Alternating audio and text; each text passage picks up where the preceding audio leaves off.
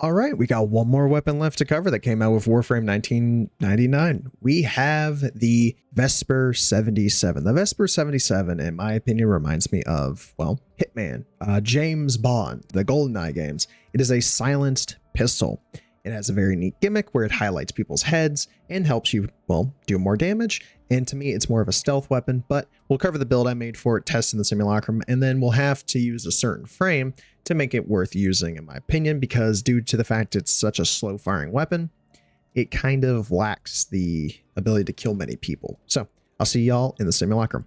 So when using the Vesper 77, when you scope down, you will see a little laser sight form. When you see that laser sight form, you are going to start seeing its unique trait. Its unique trait is it will highlight enemy weak spots and help you deal plus 40% more critical damage to those spots. So you can already hit with no mods on it 1k headshots. It's a very neat, unique weapon, I'd say, with its unique trait being that whole you need to hit headshots, but its biggest flaw is the fact that it is a single target weapon. So we'll cover the build I made for it, test it in here, and then go to Steel Path. The build I made for it involves, well, going around the whole crit thing. So the weapon is primarily impact and puncture, but puncture being the higher the stat has a 24% crit chance with a 2.6 times crit multiplier and a status of 26. It's silent. When it came to making the build, I said, let's go into the whole crit.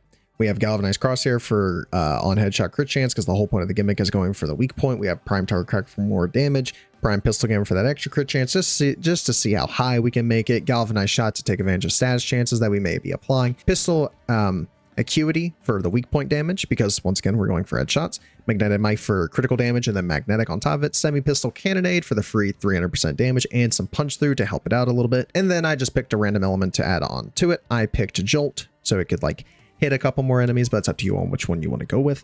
And then we go with secondary dead hit because on precision headshot kills, we'll be gaining more damage and headshot multiplier. And the whole point of this weapon is going for headshots. And I went with Hawkeye just so it zooms in a little bit more. Let's go test it, and then we'll go into a Steel Path mission. When it comes to my videos, I see a lot of y'all are enjoying them and a lot of y'all aren't subscribed. So if you guys want to see more content like this and are enjoying the builds I give y'all, make sure you guys hit that like button, do subscribe, and turn on that bell for post notifications so you always get notified whenever I post another video. I love making these videos for y'all, and I see a lot of y'all enjoy the ideas of the weapons. Like for example, the one I just made last week over the recon effects. A lot of y'all had a lot of things to say about it. But let's continue on to the video because I don't want to take up too much of your time.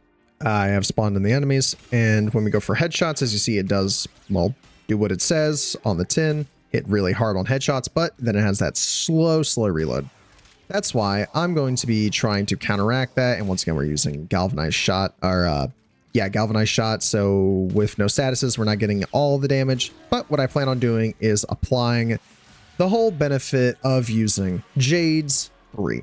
So I could just slow the enemy down and give myself a free, well, headshot basically, because since they're going to be unbelievably slow, I can just take my time and pop off everyone's head. And that's going to be the whole gimmick we'll be going around, is taking advantage of Jade's Ophanium eyes. So I'll see y'all in that Steel Path mission.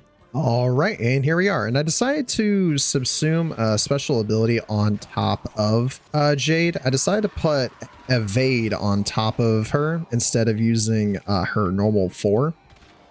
Holy hell, 4.9. Purely because since we're going for headshots, we might as well try to stay invisible. And while the maximum may only be 25, that is quite enough to, well, stay invisible, especially since we don't have to worry about eating up too much of our, what is the word? My brain would work.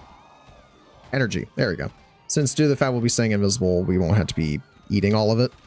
And hell, this is without any buffs. 13 million. Look at that. The only buff we're having is the gun. 17 million. Like, look at this. Oh, stupid damage.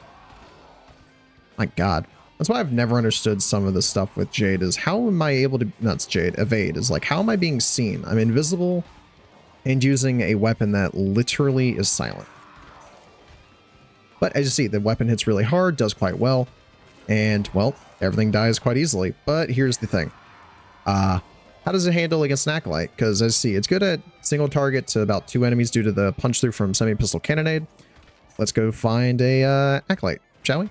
All right, and the Acolyte is finally spawning. So let's see who we get. Ooh, we get the one that can, I think, still see me, which is a bit of a problem, but we should be fine. So, bang, bang, bang.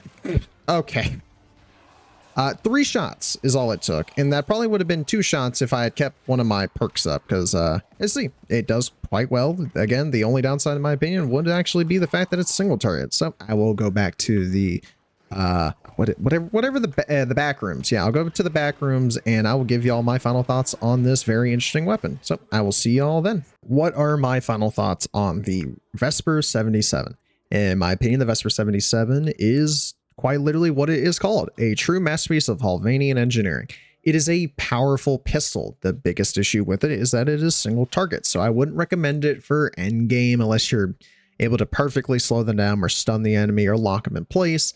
But I would recommend it to everybody doing, well, literally spy missions. Anything involving you to be stealthy and you actually like the stealthy side of the game, go for it, because the weapon is a silent weapon. Have fun with it. Do whatever you wish to with it.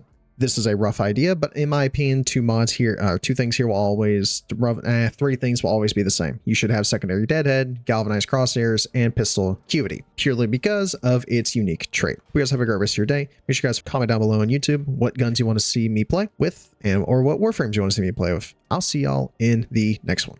Peace out, everybody.